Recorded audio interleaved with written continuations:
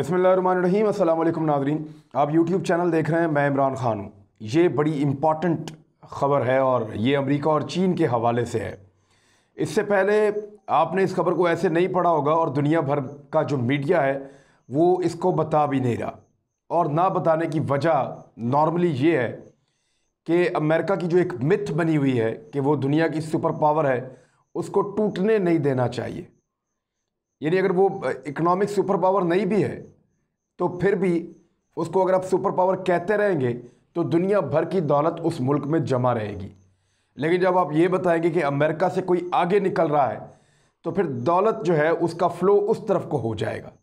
दुनिया भर के जो तगड़े लोग हैं उनका फ़्लो उस तरफ को हो जाएगा। लिहाजा ये खबर आई है और मैं सबसे पहले आपको ये अखबार जिसमें खबर आई है वो दिखा देता हूँ। ये द यूरेशिया टाइम है और इसमें खबर जो लिखी है, IMF admits China has overtaken the United States as the world's largest economy but why is the media silent. वो कह रहे हैं कि IMF ने इस बात को एडमिट कर लिया है, तस्लीम कर लिया है कि चाइना ने ओवरटेकन कर लिया है या चाइना ने टेक ओवर कर लिया है, आगे निकल गया है अमेरिका की सबसे बड़ी इकॉनमी से। लेकिन मीडिया इसके ऊपर क्यों खामोश है, ये एक सवाल भी उन्होंने उठाया। उसके बाद उन्होंने इसकी तफसीलात में ये बताया है कि दुनिया को कुछ खबरें ऐसी मिल रही हैं कोरोना वायरस के बाद जिसकी तवक्को नहीं की जा रही थी। और उन्हीं खबरों में से एक खबर यह है कि चाइना बगैर किसी तनाज़े के, मुतनाज़े हुए बगैर दुनिया की नई माशी सुपर पावर बन चुका है। और ये यूरेशिया टाइम्स नहीं कह रहा, ये IMF कह रहा है। IMF की एक 2020 की रिपोर्ट है, वर्ल्ड इकोनॉमिक आउटपुट 2020 रिपोर्ट, ये शाया हो चुकी है। और इसके अंदर इंटरनेशनल मॉनिटरिंग फंड जो है जिसको हम IMF कहते हैं, उसने तस्दीक कर दी है कि ये एक मुसद्दका डाटा है, मैं आपको बताऊं। और दूसरा, इस सारे के ऊपर इसकी एक क्रेडिबिलिटी है, पूरी दुनिया इसको तस्लीम करती है और इसको मानती है। लिहाजा इस डाटा को झुटलाया नहीं जा सकता। उन्होंने ये डाटा जारी किया है कि परचेजिंग पावर पैरिटी, इसको PPP कहते हैं, और उसके हिसाब से चीन की इकॉनमी अमेरिका से आगे बढ़ चुकी है। ये एक बहुत बड़ी खबर है।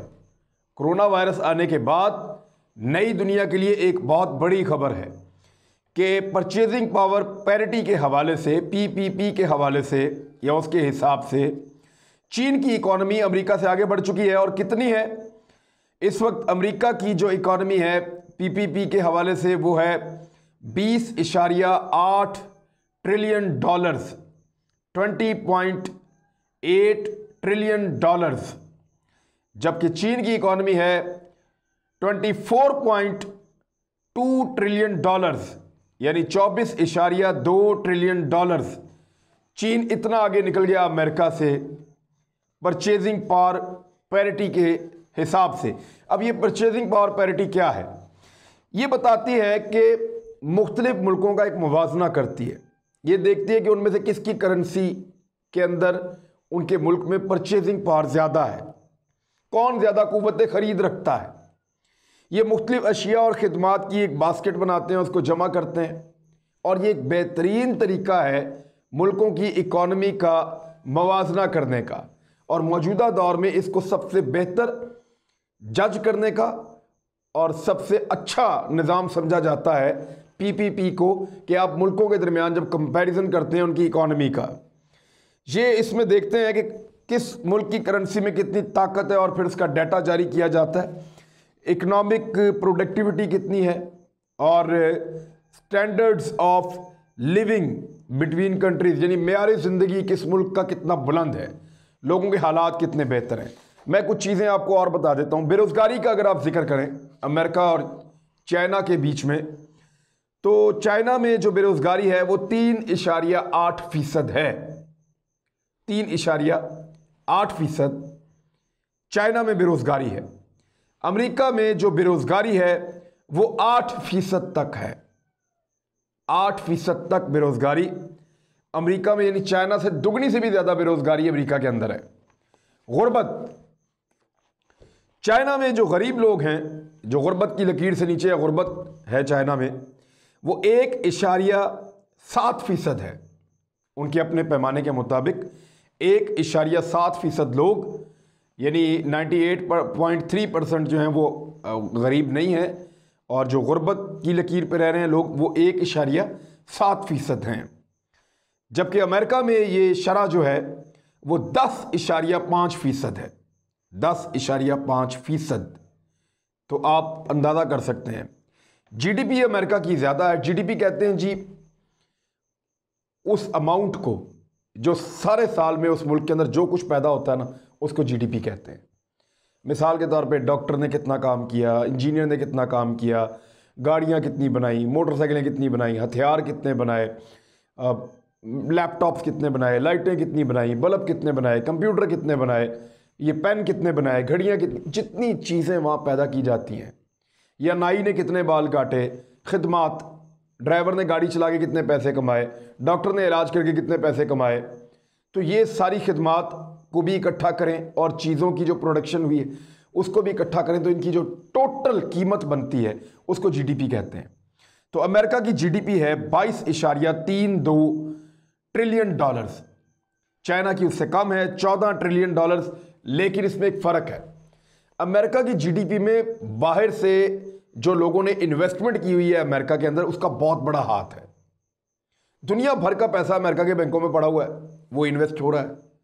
दुनिया भर के लोग, यानी गल्फ ममालिक जो हैं, अरब ममालिक, उनका पैसा अमेरिका में। हमारे मुल्क के लोग जो लूट के ले जाते हैं वो पैसा अमेरिका में। यूरोपियंस का पैसा अमेरिका में। बेशुमार इन्वेस्टर्स हैं दुनिया भर के, उनका पैसा अमेरिका में। इवन चाइना के इन्वेस्टर्स का पैसा भी अमेरिका में। तो जब वहाँ इतनी ज़्यादा इन्वेस्टमेंट होती है तो उनका जीडीपी बढ़ता है। जबकि चीन के अंदर से जितना ये जीडीपी है उनका अपना ज़ाती है ज़्यादातर, तो इस हवाले से भी वो तगड़े हैं। एक्सपोर्ट्स जो हैं वो सिर्फ सितंबर का डाटा मैं आपके सामने रखूँ, इसी साल का सितंबर 2020 का, यानी एक्सपोर्ट वो कि चीज़ें आपने दुनिया को बेची, इसी से कोई मुल्क अमीर होता है कि आपने दुनिया को क्या बेचा, कितना ज़्यादा बेचा। तो जो अमेरिका ने सितंबर 2020 में एक्सपोर्ट्स की हैं या बरामदात की हैं, चीज़ें बाहर भिजवाई हैं बनाकर, उनकी कीमत है 175.5 अरब डॉलर्स। जबकि इसी महीने में चाइना ने जो चीज़ें बना के दुनिया को बेची हैं और बाहर भिजवाई हैं, उनकी कीमत है 239 अरब डॉलर्स। यानी यहाँ पे भी चाइना अमेरिका से बहुत आगे निकल गया है। अमेरिका ने पैसा बनाया दुनिया को जंगों में लगा के, मुल्कों को आपस में लड़ा के, उनको हथियार बेचे, उनके वहाँ बहरान पैदा किए, ऐसी अद्वियात दी कि उनकी जो है वो अजनास ख़राब हो गई, फिर उनको उसका इलाज बेचा। यानी अमेरिका ने साजिश के तहत और लोगों का नुकसान करके उनसे पैसा कमाया। दुनिया भर के अंदर ऐसे हुक्मरानों को सपोर्ट किया जो अपने मुल्कों को लूट के पैसा अमेरिका पहुंचाते रहे। ऐसे लोगों को सपोर्ट किया जिन्होंने अमेरिका की इकॉनमी के अंदर हिस्सा डाला।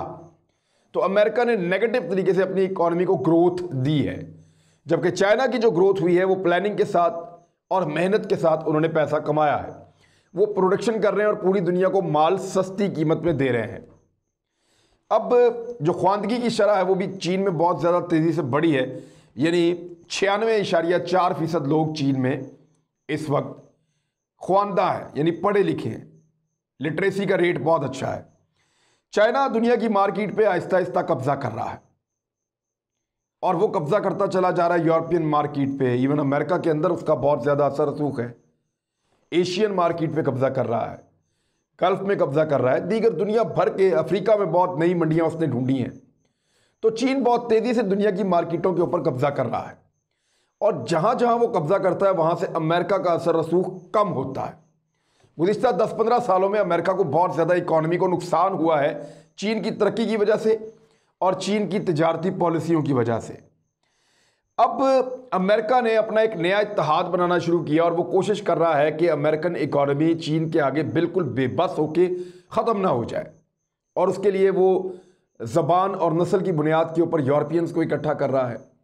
अरब ममालिक को डरा धमका के अपने साथ में ला रहा है, कुछ ममालिक को डरा के, कुछ को बहला के, कुछ भी करके वो अपना एक ग्रुप मजबूत करना चाह रहा है।